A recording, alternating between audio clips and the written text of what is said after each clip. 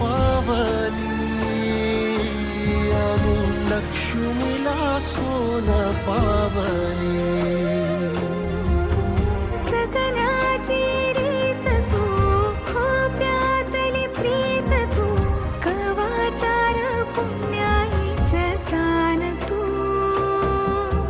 केवड्याचं पान तू, कस्तुरीचं रान तू, आघुळल्या जीवाचं गफान तू.